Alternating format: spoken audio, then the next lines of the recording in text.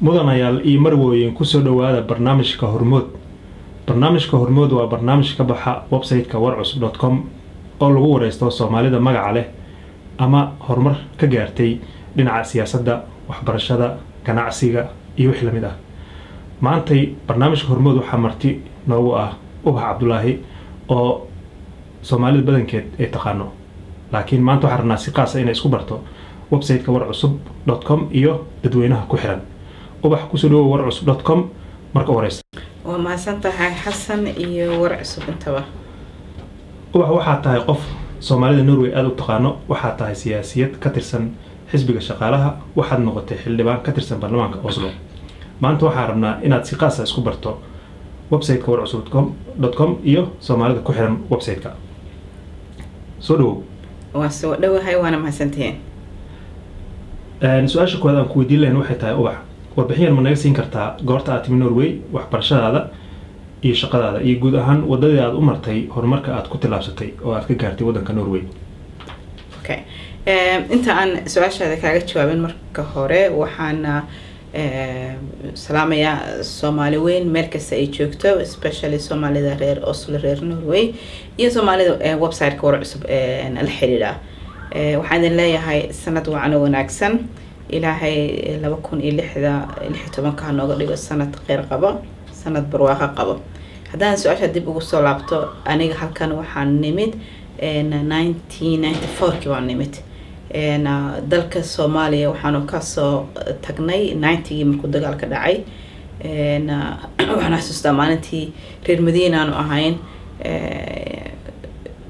maalinta dagaalku dhacay adeer baa nala jooga, Allah u naxariisto. aabo reer Sacuudi baa uu maqnaa, isna Allah u naxariisto uu dhintay.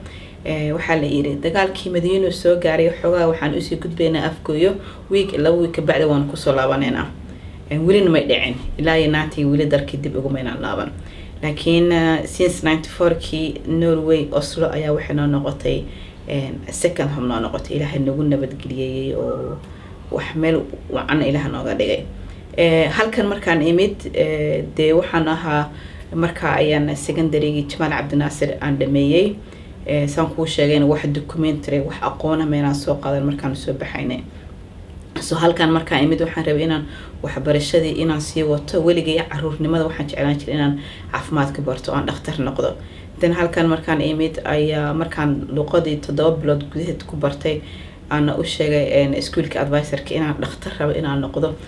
oo la yiri aan u sheegin wax document inaan haysan. bay yiraahdeen markaa waa inaad dugsiga dhexe shahaadada soo qaadataa si dugsi sare aad u sii gashid. dugsi sarena waxa aad mari kartaa 1 sano, 2 sano, 3 sano. laakiin maadaama dalkaad ku cusub tahay, dhakhtarniman aad baranaysid, luqaduna ay kugu adag tahay, waxaan kugula talinaynaa 2 sano maxaa dugsi sare inaad qaadatid. taladoodii ma raacay waagaas. 1 sano dugsi dhexe soo maray, shahaado baan soo qaatay. dan secondary schoolkii baan bilaabay oo 2 sano soo maray, shahaado baan soo qaatay. marka ii dhamaatay baan marka advisor-ka waaga talada siiyay baan ugu soo laabtay xafiiskiisa mar labaad. aan iri okay, waan soo dhameeyay maanta dugsiga sare, waxaan rabaa in jaamacadii wax caafimaadka inaan dalbado aad igala caawisid.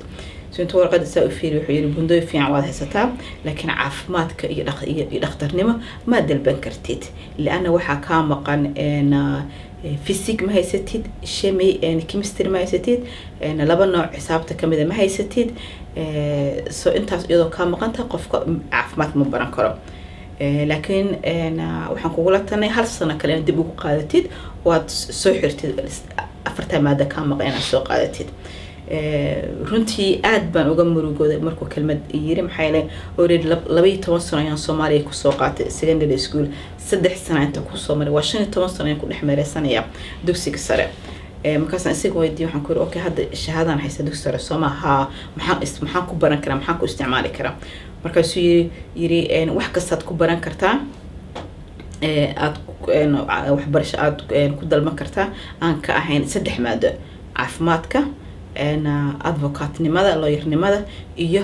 prestada kuwan kiniisadaha ka shaqeeya. laakiin inta kale waad maxay dalban kartaa inaad baratid. dee markaa ayaan bilaabay aqoon kale haddii jirto oo ka baxsan caafimaadka. waagaas guriga waxaan member ka ahayn book club ilaahay awoodiisa waa cajiib weeyaan maalintu saas talada ay soo siiyey oo riyadeedii iyo hamigeygu dhanba uu soo dudumiyey aan isu haystaba in aan wax aan qabsan kar aysan jirin guriga iyo iskuulka markaa 10 minutes kaliya ayaa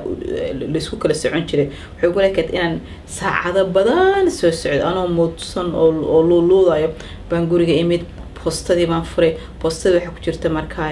xayisiin book clubkaas ay nooga timid oo ahayd buugta aad dalban kartid buugtaas mid ka mid ah ayaa wuxuu ahaa buug la dhihi jiray shan daysel baro naftaada buuggii ayaan dalbaday cimrigay waxaan u maleynayaa for my life in 2 buug aan dhowr saacadood gudaheed ku akhristo buug waxaa buugay cilmi boodhari ka sheekeyn jiray ee sheekada jacaylka ah iyo buugga shan dayselka ah baro naftaada waxaan saacado gudahood ayaan ku dhameeyay buug akhristay buugga marka wuxuu leeyahay capitalkiis u dambeeya ayaa waxa ku qoran su'aalo aad ka jawaabaysid oo sheegaya quality-ga aad leedahay jawaabaha markaa ayaa diversity way kala gedisan yihiin qaar ba waxa ku su'aalaha marka aan ka jawaabo qaar kamid ah jawaabihii ba waxay tusiyeen inaan ku fiicnahay in aan ka shaqeeyo dhinaca ii sheeg advertisement inaan ku fiicnaan ka shaqeeyo inaan hogaaminta ku fiicnahay inaan reklaamo waxyaalo qosay inaan ku fiicnahay inaan waxyaalo iibinta ku fiicnahay tusir dan marka ka bacay marka waxaan bilaabay waxyaalo igu tilmaamo buugaas maadooyinkii waxbarashada maadooyinka aan baran lahaa dan marka waxay noqotay economiga public administration waxyaalahaas sidaas markaas ayaan bilaabay marka waxbarashadan hadda public managementiga ah ayaan bilaabay shaqadana maxaa ka shaqeysaa 2003 ayaan dhameeyay markaan dhameeyay ayaan waxaan bilaabay marka shaqo inaan dalbado waagaas marka shaqada aad bay u adkaysay hadda ay kala ay tahay bay aad u adkayd shaqooyin badan baan dalbaday oo kulli hadana horta markii ugu horreysay 5 shaqo oo ayaa waxaan ka wada dalbaday wasaaradda arrimaha qaxootiga dejisa baan ka wada dalbaday 5 shaqo ma aan helin marka xogaa aqoon yar aad soo leedahay waxaad baranaysaa mogtahay xuquuqdaada baranaysaa iyo sida aad ugu dagaalanto xuquuqdaada 5 shaqo markaan jawaab aan ka waayay oo aan isu haystay inay cunsurinimo ay ugu sameeyaan aan leeyahay qualificationkii ay shaqooyinka ay ku dalbayeen iyo aniga qualificationkaga aan haysto way isleeyihiin maxay shaqada igu diideen ayaan marka iyaga dib wacay aan iri sognaadka application ma hesheen maxaa la igu soo warcelin waayay sorry waa ka xunahay shaqooyinkii waa dad kale la siiyay dan marka waxaan ma ii soo diri kartaan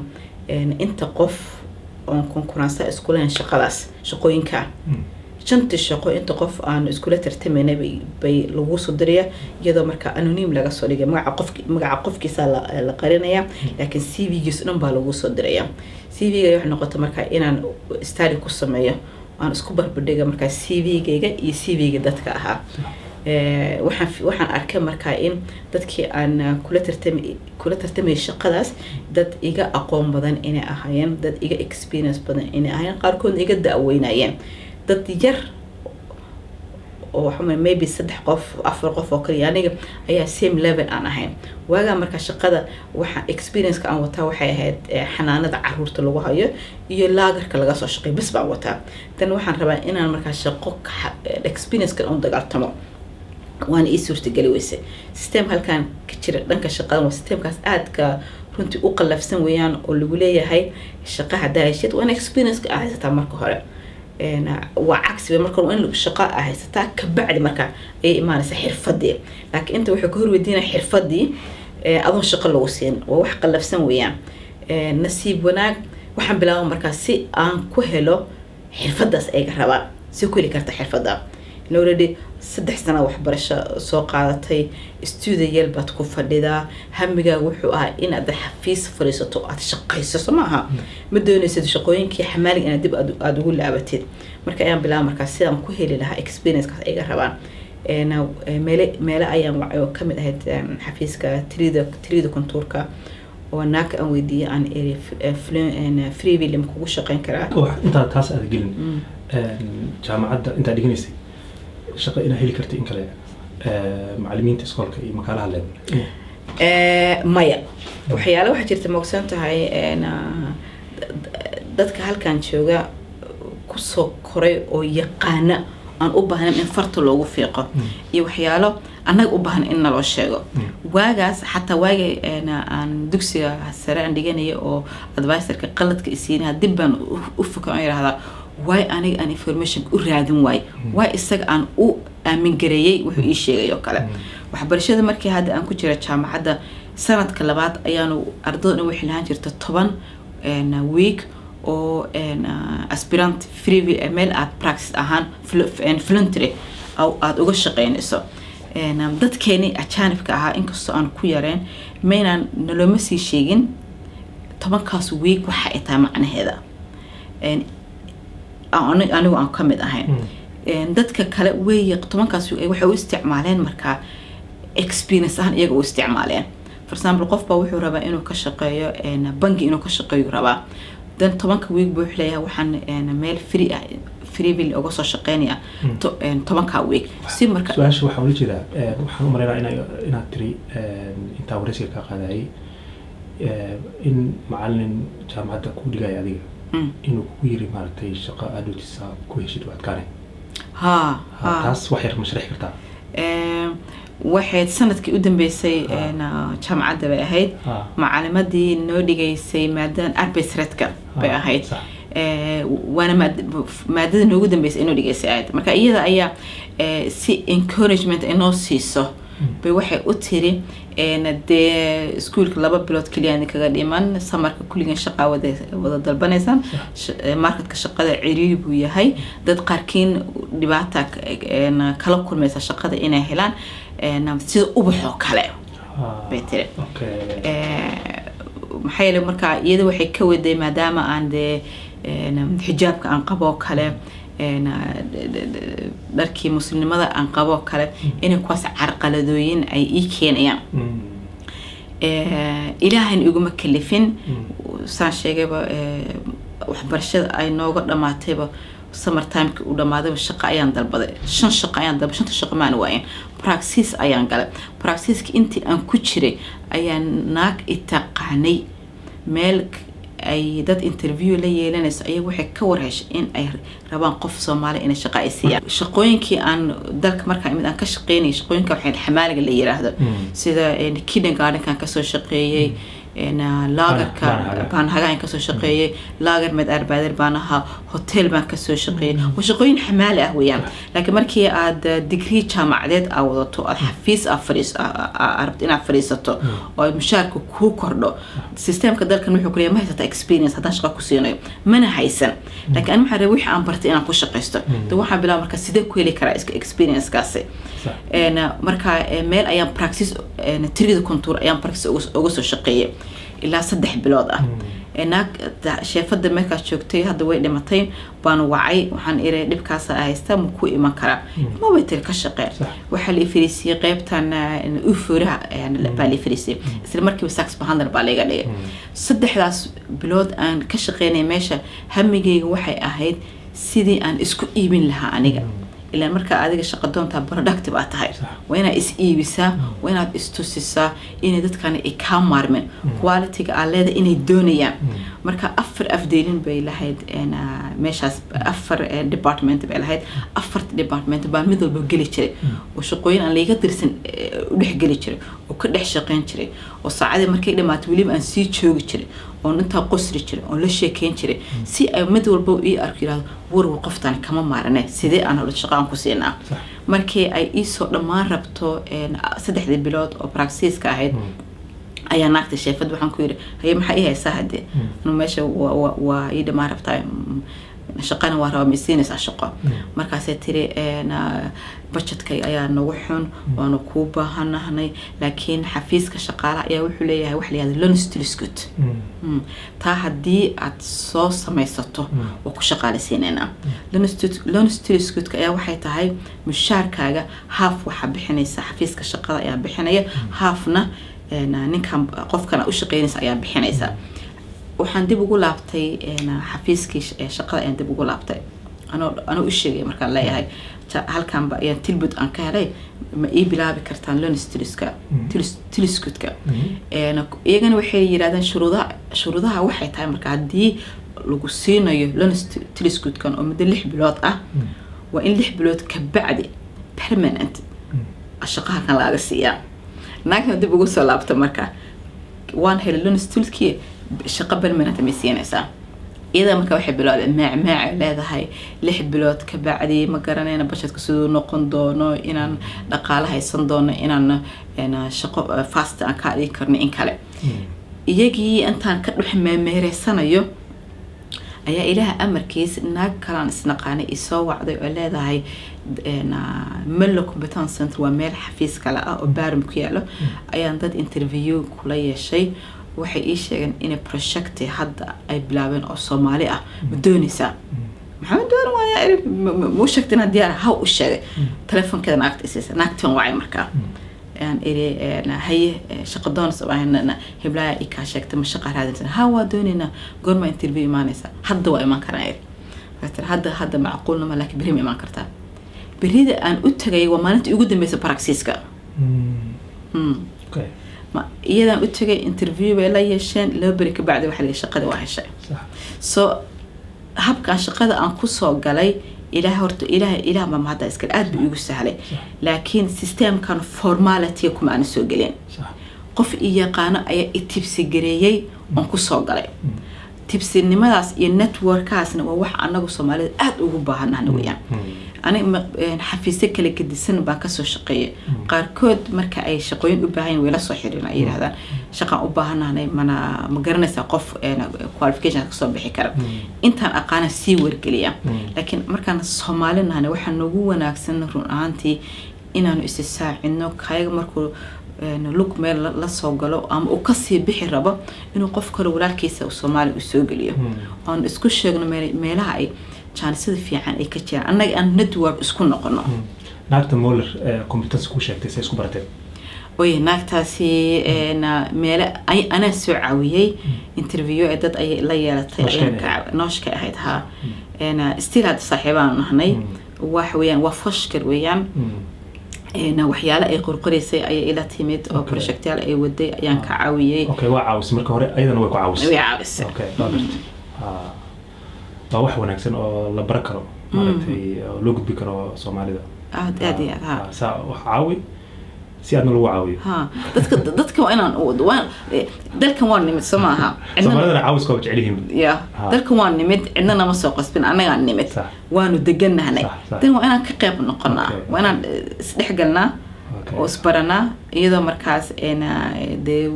أقونت هذه الدين تادن كو أسطوران تاعي. أكرت وحد سيف عنا ورانتي وحبرشة هذه يصير شق كل شيء مركز قيبت السياسة ده أنقذنا واحد حبين كهد وقت دار حزب الشقالها أو حزب وين ودن كنوروي ودن كنوروي أنا ما حكومي جري وقت دار مركز محاكم وخص بي إن حبين كنغطه يقولي بقى وحصل شيء ولا هديانك أوصله أظن متى حزب الشقالها مركز محاكوك اللي في إنا صاق الشو محاكوك اللي في إنا حبين كنغط حزب الشقالها محاسكوك اللي في إن صاق الشو كل هديانك حزب الشقالها أم الليبر بارتيga muddo 12 sano ku jira waagi aan soo galno runtii waxay waagi markaas aan shaqadan aan bilaabay bay ahayd waxaan rabay markaa horta network-kayga dadkaan aqaan waagaas just Soomaali kaliya ay ahayd marka waxa aan rabay in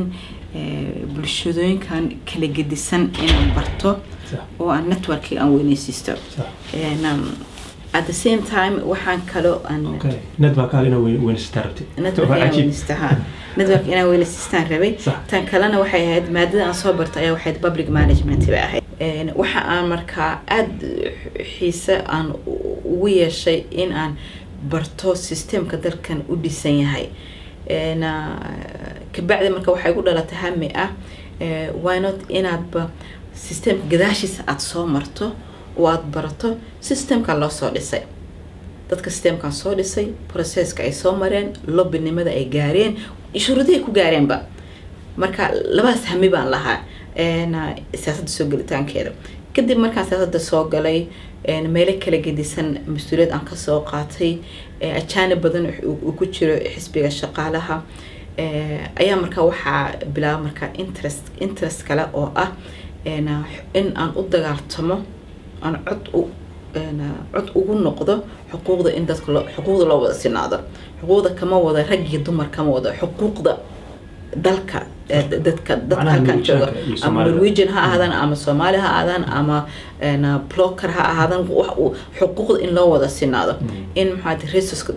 resuushka dalka jira iyo baahida dalka jirta aan u wada simanahnay ilaa marka aad tahay ajaanib marka tahay oo hadana siyaasi aad tahay waxaan aaminsanahay inay ku saaranta wax la yiraahdo triple responsibility macnaheedu tahay mas'uuliyad saddex jibaaran baa ku saaran tan koowaad horta waxaa tahay siyaasi xisbiga aad matalaysaa مسؤولية واحدة مركا إن حسب أنا shuruucdiisii programkiisii hamigiis inaad u dagaalanto aad cod u siiso aad muujiso mar walbaba tan kale tan ka hadan ajaanib baa tahay markii muxuu ahaayay ajendayaal ajaanib ku saabsan laga doodayo oo la soo bandhigayo ajaanibka aad ku fiirinayaan oo ku arkayaan bal inaad xuquuqdoodii aad u dagaalanto aad muujiso baahida ay qabaan ajaanib markii laga soo degto Soomaali baa tahay Soomaali marka waxay fiinayaan in interestooda aad u muujinayso laakiin marka tahay siyaasi cadaan ah dan marka hal mas'uuliyad kaliya ku saaran laakiin marka tahay ajaanib siyaasi ah waa wax moogtahay opportunity aad u qiimo badan weeyaan waxay la saddex role ama inta ka duwan baad dusha ka wada saaran oo hadan aqoonteed aad wada leedahay oo aad kan suuqa ka saari karto hadii aad ku mitido ka bacdi markaan muddo badan aan ku soo jiray ayaa markaas isku bedelaysaa hadba maalin interest gooni baa ku soo kugu dhalmanaya golaha deegaanka muddo had 4 sano ku jirnay korma ka shay ilaa korma ugu dambeysay period hadda dhamaatay baan ku jiray okay sanadka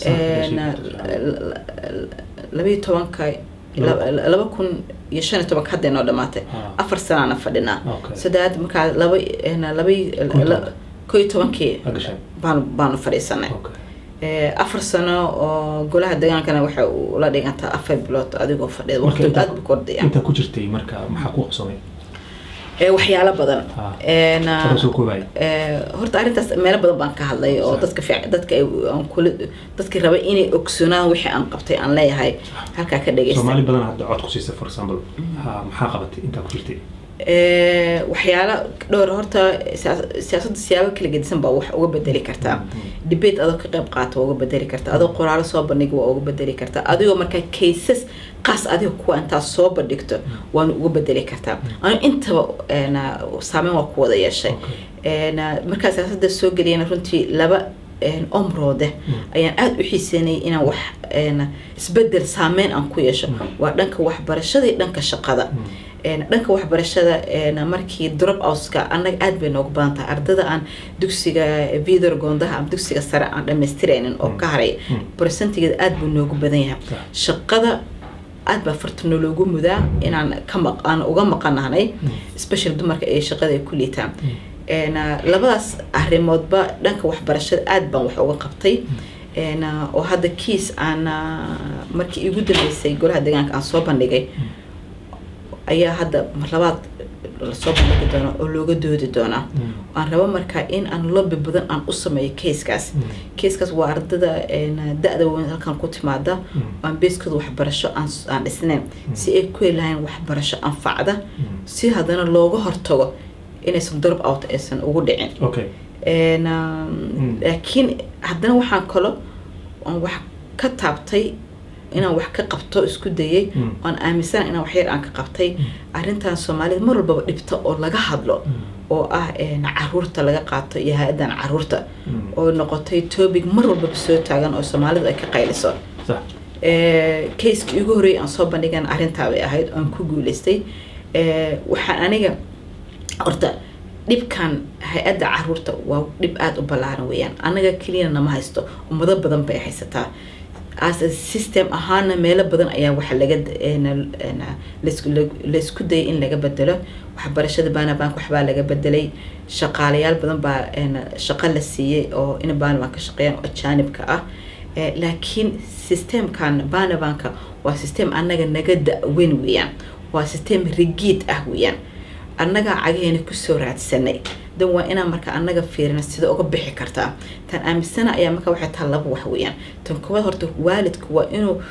isagu u qirsanaado u garansan yahay mas'uuliyadiisa waalidnimo waxa ay tahay maaha kaliya inaad cunto siiso dhar fiican siiso iskuulka u dirto ku caafimaad qabo mas'uuliyad inta way ka ballaaran tahay tan kale waxay tahay waxa kamid ah mas'uuliyadaas oo kale waalidku inuu luqadda u bartaa anigu kuma dhahayo shaqayso jaamacadda kuma dhahay horta kow inaad luqadda barataa markii halkan muddo 3 sano ka badan aad joogtid ood ilmo aad ku dhashay ood luqadda aadan aqoonin weli ood ilmaha aad u isticmaalayso turjumaanimo please yaa qaladka iskala markaa anigu waxaa aaminsan waalidka in halkaasi mas'uuliyadiisa waalidnimo uu ku gabay laakiin way jirtaa marar qaarkood in Banabank laftiisa qaladaad uu sameeyo xadgudub ah taas wax la ogsan yahay laakiin marka waalid aad tahay oo aad rabto ilmahaaga inuu muslimnimadii ku yaqaano dhaqankii ku yaqaano dalkan uu ku badbaado dan marka waa inaad tafa u xaydato aad barataa wixii laga doonay waalidnimo ah heeska aan soo bandhigay aan ku guuleystay ayaa waxay tahay kobcinta waalidka iyo waajibaadkiisa saaran programkan waa program jira waalidka ayuu kalsooni badan siinaya laakiin dhibka ka jira ayaa waxay ahayd markii ay la sameeyo waa volunteer baa lagu sameeyaa laakiin markii la sameeyo inta badan dad waalidiin yar baa timaada waa la joojiyaa programka markaa waxa la yiraahdaa ECDB International Child Care Program ujeedada aan markaas aan soo bandhigaya waxay tahay in programkan uu si free uu soo noqon oo laga dhigo qayb waxbarashada dadka waaweynka ah programyadan integration programyada jira sida luqadda introduction programka vocational uplearning counseling nations waa programyo qasab ku ah qofka inuu tago from 9 o'clock to 15 o'clock qofku meel buu tagaya waxbuu sabin waxbuu shaqaysanaya dan markaan rabna inaan ka hortagno Banabank dhibkiisa dan markaan rabna waalidkii inuu isku kalsoonaado waalidnimadiisa dan waa inaan siina aqoon suurtagelinaysa inuu waalid ka soo baxo mas'uuliyadda laga doonayo programkan ECDB-gana way u saacidaysaa waalidka si markaa waalidkii laba obkaaba dusha aan laga saarin intuu galabta subaxina shaqo uu aado galabtiina leeyahay korsaan baa la dhigayaa imo laba maxay cadibaad isu ku noqon ba waxaan iri markaa why not programkan laftigiisaba intee la qaado lagu daro waxyaalahan introduction programkii vocational uplearning dadka la siinayo tawa ku guuleystay case-kii ayaa waxay ahayd in ay evaluation lagu sameeyo oo dib loo soo bandhigo markii ugu dambeysay hadda 2015 laakiin may suurtagelin so hope in hadda groupkan cusub oo soo galay siyaasadda inay arintii ay loo soo bandhigo oo laga warhayo waxay tahay wax siyaasadda waqti dheer ayaa ku jirtay golaha deegaankan oo soo gashay laakiin sanadkan 2015 ma soo sharxin sababtu maxay tahay horta runtii ma aan u maleynayn inaan ka haray siyaasadda laakiin ilaahay wuxuu qadar un baa dhacaysa waa jeclaa siyaasadda waana jeclaa baawarka laakiin markii 2014 la marayay aan arkay jawiga situationka sidii uu yahay ayaan markaa wargeliyay xisbiga shaqaalaha uga mahadnaqay kalsoonida ay siiyeen una sheegay in aan periodka soo socdo aan ugu qayb gali doonin kuwana waa private family ka weeyaan kuwana dee waxbarasho baan bilaabay caruurteeda waagi markaan soo galiyay dugsiga hoose ayaa lagu jiray oo waxbarashada basiid iska ahayd laakiin dugsiga dhexe waa la bilaabay oo konkuraansada lagu jira imtixaanaad baa lagu jira dugsiga dhexe markay soo galaan caruurta priority siinaysa caruurta iyo aniga ayaa priority siinayna hadda iyo adiga waxbarashada exactly okay dhinaca sida ugu baxno dhinaca adiga horumarka ka sameysay waxbarashadaada iyo shaqadaada waxaan soo gaartay sidoo kale in aad horumar ka sameysay dhinaca hal abuurka ururada wax tarka u leh Soomaalida waxaad sameysay urur la yiraahdo Midnimo Forum warbixin yar ma nagsi kartaa ujeedada Midnimo Forum Midnimo Forum wuu cusub yahay dhawaan baanu furnay waxaan doonaynaa runtii dad kastoo Soomaali ah oo doonay inuu arintaas naga caawiyaan inay nagu soo biiraan midnimo forum Soomaali baa iskale especially Soomaalida reer Norway sidoo magac uu sheegayo waxaan rabnaa in aan unity aan noqono dad waxaan nahay nation aad iyo aad u daayar baan nahay haddana soo karaya dadka waxaan isu haystaa runtii in qaxooti waan ahay so what laakiin waxaan soo haystaa inaan ahay Soomaali qof ugu fiican inaan ahay Soomaali waxaan haystaa in dadka ugu fiican adduunka inay yihiin hamigaasna wuu nagu jiraa dan hamigaas waxaan noo diiday inaan practice ahaan u isticmaalno midnimo forum ujeedadiisa ayaa waxay tahay markaa in waxyaalaha aan ku fiicanahay Soomaali ahaan inaanu muujino waxyaalaha dhibka nagu haysta ahnan wanaag sidii aan ku xalin lahayn wanaageeda inaanu gaarno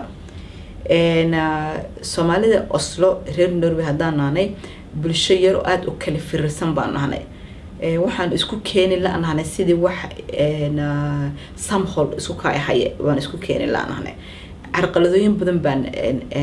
baan nagu dhex taagan sida hada Soomaali kasta meel kasta ay jirtaba ay u haysato carqaladaas number 1 waxaan u haystaa inay tahay waxa naga maqan iscafin baa naga maqan dagaal baan isku soo haynay dhowr iyo 20 sano qaxooti baan noqonay halkan baan nimid weli waxaan ku kala fiirsanahay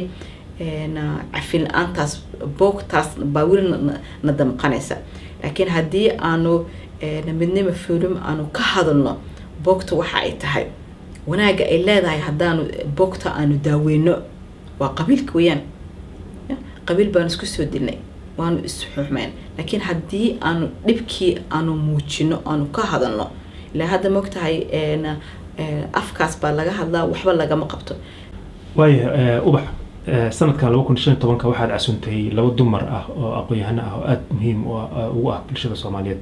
wadanka Norway ayaa ku casuuntay waa Marin Qaasin iyo Hodan Ciise sababta u casuuntay maxay tahay maxaa ku qabsoomay runtii Marin dhowr dumar baa rabnay inaan halkan aanu keeno wayna suurtagali way isku leedahay ka yimaadaan laakiin si wanaag Hodan Ciise iyo Marin Qaasim ayaa u suurtagashay inay noo yimaadaan saasheegteen waa laba dumar ma sha Allah ilaahay aqoon iyo waxgarad iyo sharaf ilaahay u siiyay muddo yar 3 maalmood bay halkan ay joogeen waxyaalo badan bay ay qabteen ilaa iyo subaxi ilaa iyo habeenkii from meeting to another meeting intaas from shir to shir bay intaas ay galayeen waxay kaliin u dagaalamayeen xuquuqda dadka Soomaaliyeed ha ahaato xuquuqda diaspora iyo ha ahaato xuquuqda maxaaytii Soomaalida dalka ay joogtay tan diaspora markay noqoto reer Norway markay noqoto arinta ay aad uga hadleen waxay ahayd sida hadda adiga iyo bulshada halkan ka warhaysaba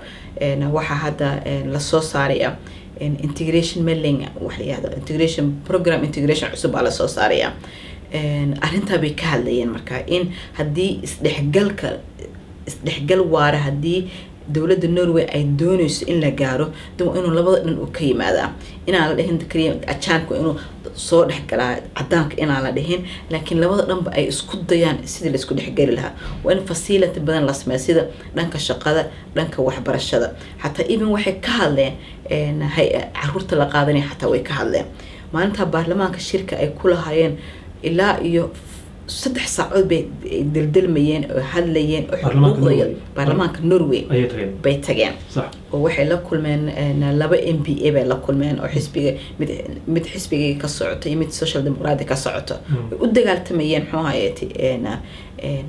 xuquuqda reer Norway u dagaalamayeen reason aan ku marti qaadan taas ayaa kamid ah waa laba dumar aqoon-yahana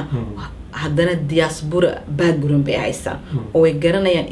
integrating waxa ay tahay waana la dhageysanaya background ay wataan kabacdi waxay haddana shir la yeesheen wasaaradda arrimaha dibadda bay shir la yeesheen la taliyaha wasiiradda ay shir la yeesheen oo ay ka hadlayeen haddana Soomaaliya hadii aanu rabno inay dal horumar leh rabo inuu la gaaro dan waa in marka baahida jirta wax laga qabto dadka ay la kulmeen aqoonta ay iyagu lahaayeen in ka badan ba iyagu lahaayeen way wada ganacsanayeen mid walba wuxuu ku leeyahay Soomaaliya oo institution aan dawlad aan يعني سياستنا ما هيستان دولة ما هيستان واحد إستان ما هيستان بحق بسان كرام دن لعقنا ويسينا يعني دن مركا يقالت كإسكاله هدي سومالي هرمر ربط إن لجار توا إن ميلا بدن وحلاقة قبطة يقاله هذا نقول وحقات فوكس كأسارس إن لأن يرد وحلا قبطة سومالي waxay tahay mugtahay generation adduunka ugu daada yar weeyaan dhalinyarada marka dhalinyarada hadii aan shaqo abuuris loo sameeynin dan marka easy u noqonaysa in waxyaalo badan criminal badan inay galaan shaqo abuur in loo sameeyo in la sameeyo programyo iscafin hala bilaabo in muxuu hayati mid aan aad u jeclaa ay ku hadleen xataa waxay in Norway mugtahay dawladdan cusub intaysan imaanin dawladda hore u jirtay oo xisbigeega oo mas'uulka ahaa hoggaanku ahayay ilaa iyo 30 dal in ka badan ba dhaqaalo saacid la siin jiray labada xisbi hadda cusub conservative ki xisbiga Soomaaliya cunsuriyinta ay timaado marka ay powerka ay yeeshaan 2 sano horteed intii dal ee saacidaad la siin jiray besoo wada yareeyaan 10 dal kaliya ka dhigan 10 ka dal waxay ku magacaabeen focus countries bay yiraahdeen oo Soomaaliya ay ka mid tahay ونسيب إن الصومالي هرت أكمل نقطة ذلك إسي ساعد هيان لكن دقالها أي سيان نسنة كيبا صدح بقولي كنت مليون بالسيا صوماليا نبلاس أمينس مركي لوبر دقالها for example United Nations أو بحيا أم بريتن أي بحيان أو كله ونثين والعجر وإحنا نروي بحسه لكن still مركي لو فري أنت دل العقل السيو الصومال العقل بدن بالسيا لكن العقتها بدن للسيو دارك الدولة وما قشة NGO يالك أيالك على سيا أنا استعاذ بقول تضبط برسنتج سفارة كينيا أيالله درا سفارة كينيا سيكا لقيقيبسه أنت كلنا NGO يال بالسيا وهذا سيكا لقيقيبيان لعقتها مركا دف أنفع في عنك ذاتك ويانا ميسو لكن تي اسكو ديان إن أي موتشيان وأنا جن مرة بدن أكالا وحيتها ولا عكتاس صدق بقولي كونتن كاس مليون الصومال لسينا 1% كمد أو كلية ما لوقن دايو دمرك إن لو ساعده حبرشة دمرك عفماتك دمرك نبض دمرك ما لو ساعده ما لوقن دايو ويديدين حيالي وما أركان إن بوليتيسك أفكاسنين إن اللي ذا محلو الصومالي أفكاسنين بوليتيسك أفكاسنين فائدة سياسية فائدة سياسية ملها هدي أنا الماركتينج لوك سميه لعك انتاسة لكن تياد ربا إنه وقبتان وحيد هاي جنينك فيربلي دلك بابا باسن سكولا لو باهي عفماد بالو باهي ومهم وما أركان لكن كنت تركي جواد سوى حلوة قبل لها مهم بوهستن فوكس بالله صارية تيرا هذا المركب وحيد هاي أفككم يديجن لكن أنا هدا أولا نمعنا ومعقول ويان وحيد هاي مركب هذا هالك الدل كان وحكي تشيرو فورس ماريج بروجرام بايلا يتوصل السعودي وحيد هذا مركب بروجرام كاس أنا جورك قصب كوحلوجه هرتجي كرا هدي أرديدا أي dugsiga sare ay soo dhameystirtaan dhalinyarada hadii ay waxbarashada soo dhameystirtaan waxay ku sii hameeyaan marka inay waxbarasho sare ay sii aadaan hadii waxbarasho sare sii aadaan waalidkii markuu arko ilmihiisa in horumar u gaaray guurkii degdeg ah uma keenayaan barnaamijka force marriage ka ah muddo 10 sano soo jiray guur weyn bay ka gaareen gudniinka Soomaaliya ee focuska ay aad u saarayaan waxaan ku yiri marka why not hadii sida loo qabtay guurka qasabka sida looga hortagay oo kale ma looga qabto gudniinka dhibka ka taagan Soomaaliya baan ku yiri waa la sameyn karaa laakiin waan idinka la timaadaan marka tan Soomaaliyaana laga doonaya waxay tahay dalkan gudniinka in wax ka qabto doonaya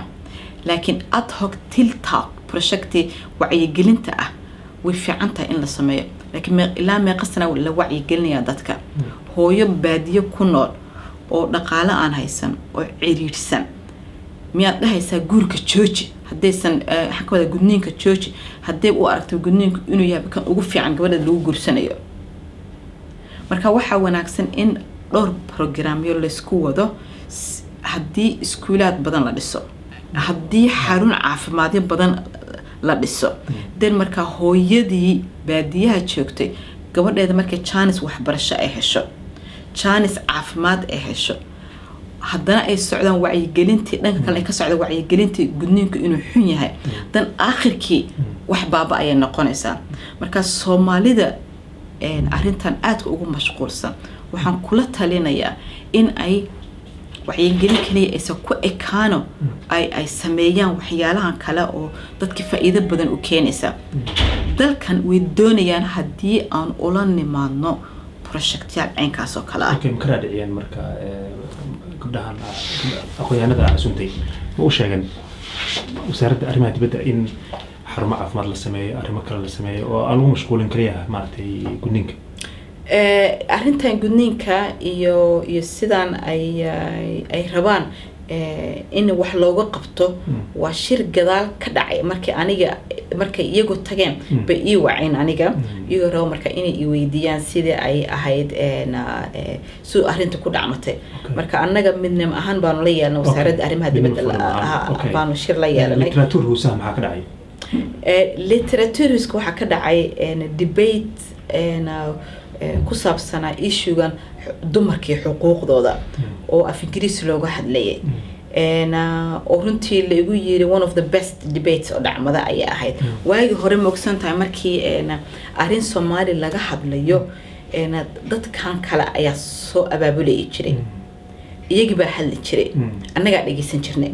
laakiin hadda arrinta way isbedeshay annaga programkan soo abaabulnay annagaana hadlayna iyagaana dhageysanayo horumar la taaban karo runtii ana taas inay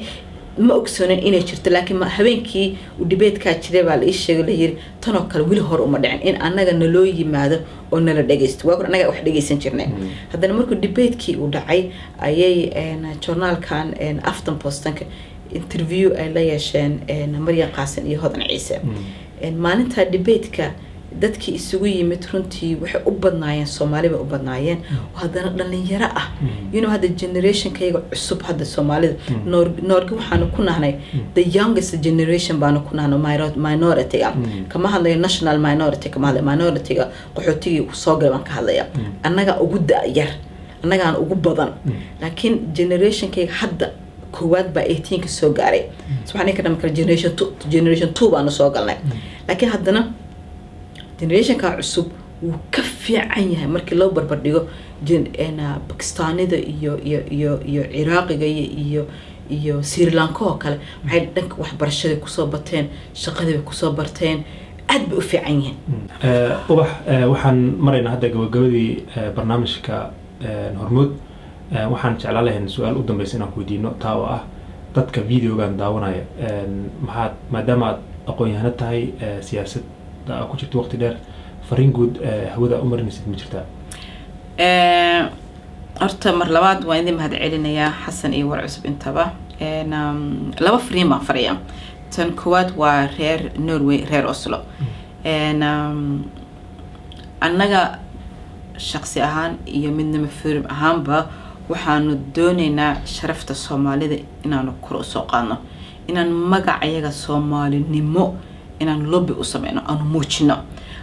taana waxaan ku gaari karnaa hadaan annaga ismuujino inna ma wanaajinayso hadeenan annaga inaas wanaajin qof kasto Soomaali ahna waxaan kula talinayaa in waxa aan ku fiicanaanay iyo waxa wanaaga noo ah inaanu muujino dad macnaheedu ma aha wax xun inaanu qarinayna ma aha wax xun waanu ka hadlaynaa waxna waa ka qabanaynaa laakiin horta wanaageena aanu muujino iyo horumarkeena aanu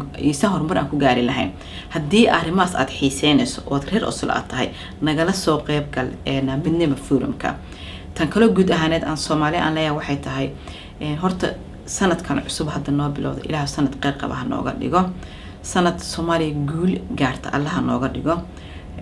waa sanad doorasho ay dhici doonto si ku dhici doonto ilaahay baa ogsoon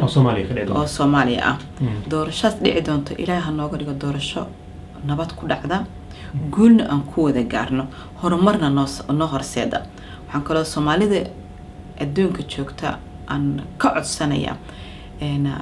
dhib wuu dhacaa khilaafaadna wuu dhacaa laakiin markuu dhib dhaco yasan xiniftii hore boogtii hore oo jirtay isa soo kicin aanu isku dayno sidii aanu ku dabooli lahayn markuu dadka social media ku jirana oo sawirada markii dagaal dhaco kala sawirada aad u xun soo galiyana waxaan ka codsanayaa bini'aadanimada inay fiiriyaan muslimnimada ay fiiriyaan qof walaalka oo meed ah sawir ha ka soo qaadin oo dad ha soo tusin isku day inaad qarisid ta ayaa kaaga ajir badan inta aad qof walaalka niyad aad ka jibin lahayd aad ka diri lahayd Soomaalida adduunka meel kasta joogtaan waxaan idin rajeynayaa guul iyo horumar waxaan idin leeyahay sanad wanaagsan والسلام عليكم ورحمة الله وبركاته